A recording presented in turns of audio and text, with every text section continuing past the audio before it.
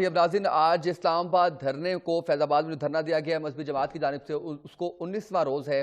اس حوالے سے ہم آج کے اپنے پروگرام میں بات کریں گے کیا آئندہ لایا عمل ہوگا تحریک لبیک کا، اور خادم حسین رضوی صاحب جو ہے وہ اس حوالے سے کیا کہیں گے، کیا بات کریں گے۔ ہم خادم حسین رضوی صاحب جو ہے ہمارے پروگرام کے آج مہمان ہوں گے۔ اس کے علاوہ پہلے ہاف میں ہم ان سے بات کریں گے اور اگلے ہاف میں ہم بات کریں گے پاکستان کی ملکی سیاسی صورتحال کے حوالے سے۔ خادم حسین رضوی صاحب، بہت شکریہ، آپ نے وقت دیا۔ رضوی صاحب، سب سے پہلے یہ بتائیے گا، ایک تو ناموس رسالہ صلی اللہ علیہ وآلہ وسلم پر میں، میرے ماں باپ اور آل اولاد، تمام آنے والی نسلیں قربان، جس مقصد کے لیے آپ وہاں پر گئے ہیں یہ قابل تحسین ہے، اس کو جتنا بھی اپریشیٹ کیا جائے وہ کم ہے۔ اللہ آپ کو آپ کے مقصد میں کامیاب کرے۔ لایا عمل آپ کا کیا ہے؟ حکومت تو ابھی تک گھٹنے ٹیکنے کے لیے راضی نہیں ہے، بلکہ شاید پیڈ گراؤنڈ میں ٹرانسفر کرنے کی بات کی جا رہی ہے، یا یہ کہا جا رہا ہے کہ آج رات 12 بجے تک کا الٹیمیٹم ہے۔ کیا اگلا لایا عمل ہوگا آپ کا؟ جی، بسم اللہ الرحمن الرحیم۔ ہمارا لایا عمل وہی ہے قبلہ جو پہلے دن سے ہے کہ ختم نبوت کے حلف نامے پر جس شخص نے ڈاکہ ڈالا ہے اس شخص کو بے نقاب کیا جائے اور اس کو قوم کے سامنے لایا جائے۔ اس کے علاوہ ہمارا کوئی ایجنڈا نہیں ہے، اور جتنے بھی لوگ باتیں کر رہے ہیں وہ سب غلط بیانی سے کام لے رہے ہیں۔ اس کے اندر کوئی سیاست کی جا رہی ہے۔ جی، آپ نے سے خود فرمایا کہ جتنی باتیں کی جا رہی ہیں وہ ساری کی ساری باتیں، اس میں کوئی حقیقت نہیں ہے۔ کیوں اتنا تنقید کا نشانہ بنایا جا رہا ہے آپ کو؟ آپ ایک اچھے مقصد کے لیے یہاں پر موجود ہیں، اور آج 19واں روز ہے، اسلام آباد کی سردی، وہاں پر ٹھہرنا اپنی پوری جماعت کے ساتھ، صحت کے مسائل، دوسرے مسائل، اس کے باوجود کیوں تنقید کی جا رہی ہے تمام حلقوں کی جانب سے؟ اس لیے کہ علامہ اقبال لاہوری جب یورپ سے واپس آئے نا، جی، انہوں نے کہا فریاد ز افرنگ و دل آویزی افرنگ، فریاد ز شیرینی و پرویزی افرنگ، عالم ہما ویرانہ از چنگیزی افرنگ، معمار حرم باز بتا میر جہاں خیز، از خواب گراں از خواب گراں کیا بات؟ کہا کہ مسلمان بہت سو چکے، انہیں چاہیے کہ خواب گرام سے اٹھ کر اپنے ملت، اپنے دین اور اپنے قرآن کی خود حفاظت کریں۔ وہ حفاظت کے لیے نکلے ہیں، تو اس لیے پوری دنیا کو تکلیف ہو گئی ہے، ورنہ دھرنے تو ہر جگہ دیے جاتے ہیں، مطالبات کے حق میں ہر جگہ آواز اٹھائی جاتی ہے، اور ان کے لیے ٹریفک بھی جام ہوتی ہے، لوگوں کے لیے مسائل بھی پیدا ہوتے ہیں۔ لیکن اس کے اندر درد صرف یہ ہے کہ یہاں رسول اللہ کی ناموس، عزت اور دین کی بات کی جا رہی ہے، اور کوئی مسئلہ نہیں ہے۔ مولانا صاحب، مجھے یہ بتائیے گا، چند سوالات ہیں جو آپ پر تنقید کی جا رہی ہے۔ میں چاہ رہا ہوں ناظرین مسلسل رابطہ کر رہے ہیں اور یہ جاننا چاہ رہے ہیں کہ یہ سوالات آپ کے سامنے رکھے جائیں۔ ایک تو یہ ہے کہ آپ کافی زیادہ ریجڈ ہیں، کافی سخت ہیں، اور گالیوں کے حوالے سے بھی بہت زیادہ بات کی جاتی ہے۔ علامہ صاحب، اس کے اوپر جو ہے وہ کیا موقف ہوگا آپ کا؟ قبلہ، بات یہ ہے کہ میں تو سخت اپنی ذات کے لیے نہیں ہوں، میں دین کے معاملہ میں سخت ہوں، اور آپ کو پتہ ہونا چاہیے کہ جب ولید بن مغیرہ نے نبی علیہ السلام کے بارے میں الفاظ کہے، تو اس وقت پھر اللہ رب العالمین نے قرآن مجید کے اندر فرمایا کہ میرے حبیب، اس نے آپ کے بارے میں یہ بات کی، نون والقلم وما یسطرون ما انت بنعمت ربک بمجنون وان لک لاجرا غیر ممنون وانک لعلی خلق عظیم فستبصر ویبصرون بأیکم المفتون ان ربک هو اعلم بمن ضل عن سبیلہ وهو اعلم بالمہتدین فلا تطع المکذبین ودوا لو تدہن فیدہنون ولا تطع کل حلاف مہین ہماز مشاء بنمیم مناع للخیر معتد اثیم عتل بعد ذلک زنیم ان کان ذا مال وبنین اذا تتلی علیہ آیاتنا قال اساطیر الاولین سنسمع علی الخرطوم۔ بات اس نے ایک کی ہے، آپ فرمائیں خالق اور مالک نے اپنے محبوب علیہ السلام کی عزت اور ناموس پر آدھا رکوع نازل فرمایا کہ میرے حبیب، آپ نے اس کی بات سے پریشان نہیں ہونا۔ اللہ رب العالمین نے آپ کو خلق عظیم کے وصف سے متصف فرمایا، اور میرے حبیب، آپ نے اس کی بات سے پریشان نہیں ہونا۔ یہ جھوٹا آدمی ہے، یہ بدکار ہے، یہ قسمیں کھاتا ہے، یہ حد سے بڑھنے والا ہے، یہ حق بات سے روکنے والا ہے، اور فرمایا کہ ہم اس کی تھوتنی سے پکڑیں گے، اور پھر فرمایا کہ عتل بعد ذلک زنیم۔ میرے حبیب، آپ نے اس سے پریشان نہیں ہونا، یہ تو اپنے باپ کا بھی نہیں ہے۔ صحیح۔ اب بتائیں، اس سے بڑی کوئی بات ہے؟ بالکل ٹھیک کہ جو آدمی حضور کے بارے میں اس نے ایک جملہ کہا، اور اللہ رب العالمین کے بارے میں لوگ کیا بات کریں گے کہ اللہ رب العالمین کو پھر کس انداز سے قرآن میں نازل فرمانا چاہیے تھا یہ مسئلہ۔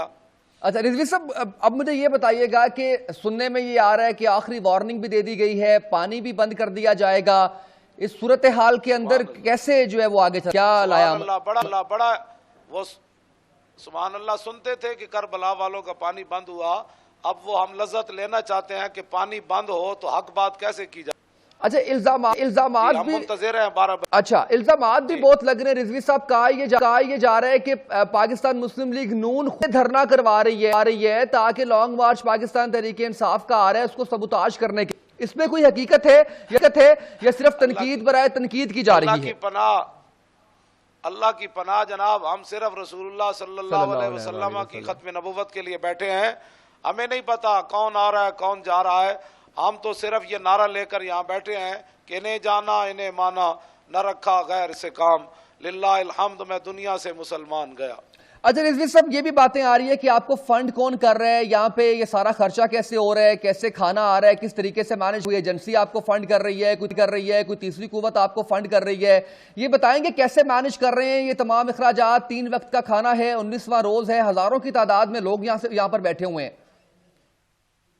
سبحان اللہ، بہت اچھا سوال فرمایا آپ نے، اور یہ پوری ملت کے سامنے ہونا چاہیے جی، اور تاریخ میں بھی یہ ریکارڈ رہنا چاہیے کہ یہاں نبی علیہ الصلوۃ والسلام کے غلاموں نے جو دھرنے کے شرکاء کی خدمت کی ہے وہ بندہ تصور بھی نہیں کر سکتا. ہم تو سٹیج پر بیٹھے ہوتے ہیں تو کوئی جناب کھانا لا رہا ہے، کوئی پراٹھے پکا کے لا رہا ہے، کوئی سموسے لا رہا ہے، کوئی پکوڑے لا رہا ہے، کوئی کاجو لا رہا ہے، کوئی ریوڑیاں لا رہا ہے، کوئی پتاسے لا رہا ہے، کوئی مونگ پھلی لا رہا ہے، کوئی سبز چائے لا رہا ہے، کوئی جناب کیلے لا رہا ہے، اور کوئی سیب لا رہا ہے، اور کوئی کہہ رہا ہے کہ 10,000 بندے کا کھانا میں صبح کو لاؤں گا. کوئی خیمے کا ٹرک بھر کے لا رہا ہے، کوئی کمبلوں کا ٹرک بھر کے لا رہا ہے، کوئی سویٹروں کا، اور کوئی سوٹ یعنی کپڑے لا رہا ہے 1200 بندے کے کہ آپ ان میں تقسیم کریں. اب بتائیں یہ کون کر رہا ہے؟ مجھے تو پتہ ہی نہیں.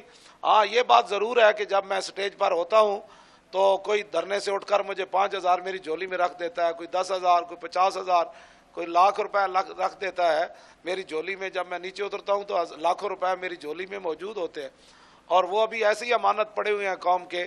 1-1 روپیہ ہم قوم کو بتا دیں گے کہ بھائی یہ پیسے ہیں آپ کے، آپ لے لیں. دھرنے میں تو یہ خرچ نہیں ہوئے. اگر وہ کہیں گے کسی نیک کام میں خرچ کر دیں تو ہم وہاں خرچ کر دیں گے. اچھا رضوی صاحب یہ بتائیے گا، آپ نے کہا کہ وزیر قانون، وفاقی وزیر قانون، ان کا استعفیٰ پہلے، اس کے بعد مطالبات، کچھ مطالبات بتائیں گے کہ ان کے استعفے کے بعد کیا مطالبات ہوں گے آپ کے؟ وہ کچھ بھی نہیں ہے جی، وہ تو ثانوی حیثیت ہے نا. سمجھ ثابت ہوا کہ جملہ فرائض فروع ہیں، اصل الاصول بندگی استاجور کی ہے. جب رسول اللہ کی عزت، ناموس اور ختم نبوت پر پیرا ہو جائے گا تو باقی معاملات حل ہو جائیں گے انشاءاللہ. جی اچھا، میں ڈاکٹر فردوس حاجی کوان صاحبہ نے بھی ہمیں جوائن کیا ہے. ڈاکٹر میں آپ کی طرف آتا ہوں، میں 2 سوال آپ کی اجازت سے کر لوں. رضوی صاحب مجھے یہ بھی بتائیے گا اس حوالے سے مصالحتی کمیٹی کی کارروائی کہاں تک پہنچی؟ کیا ان کے مطالبات آئے، کیا آپ کے مطالبات آئے؟ مصالحتی کمیٹی کے چیئرمین جن کو انہوں نے بنایا تھا حضرت مولانا پیر سید حسین الدین شاہ صاحب، وہ تو ساؤتھ افریقہ چلے گئے. ان سے جب پوچھا گیا تو انہوں نے کہا تو مجھے تو اس کی کوئی اختیار دیا ہی نہیں گیا، نہ نوٹیفیکیشن جاری ہوا، تو وہ تو چلے گئے باہر. اب پتہ نہیں باقی کون ہے، مجھے تو نہیں پتا. اچھا صحیح ہے. اچھا رضوی صاحب یہ سوال صرف اس غرض سے کر رہا ہوں کہ جو لوگوں کے دلوں میں تمام سوالات اٹھتے ہیں، یا جو آپ کے چاہنے والے بھی یہ سوال اٹھاتے ہیں، وہ چاہ رہا ہوں کہ پوری قوم کے سامنے آئے. تنقید کرنے والے کہتے ہیں اس حوالے سے کہ فیروز پور روڈ پہ 50 ایکڑ زمین آپ کو ملی، کہتے ہیں کس کھاتے میں وہ زمین آپ کو دی گئی اور اس کا کیا مصرف ابھی تک جو ہے وہ آپ لے کر آئے ہیں؟ کیا جی کیا؟ پھر دوبارہ سوال کریں. فیروز پور روڈ پر کہا جاتا ہے کہ کسی این جی او نے آپ کو 50 ایکڑ زمین الاٹ کی تھی، اس کے بارے میں کچھ بتائیں گے؟ اچھا جی، وہ جناب دارالعلوم انجمن نعمانیہ کی زمین ہے جو 1887 میں جامعہ نعمانیہ بنا ہے، جس کے اندر حضرت پیر میر علی شاہ صاحب جب مرزے سے مناظرہ کرنے کے لیے تشریف لے گئے تھے لاہور، تو پیر میر علی شاہ صاحب وہاں ٹھہرے تھے. علامہ اقبال بھی اس مدرسے کے سالانہ جلسوں میں حاضر ہوتے رہے ہیں. وہ 50 ایکڑ نہیں ہے، وہ کتنی ہے بھائی؟ 52 ایکڑ ہے دارالعلوم انجمن نعمانیہ کی زمین فیروز پور روڈ پر، جو آج بھی اس کا ٹھیکہ مدرسے کو آتا ہے، اور ابھی بھی وہاں ایک مدرسہ، وہاں طلباء ابھی بھی پڑھ رہے ہیں. تو یہ تاریخ کا بہت بڑا جھوٹ ہے. شکر ہے آپ نے مجھ سے پوچھ لیا.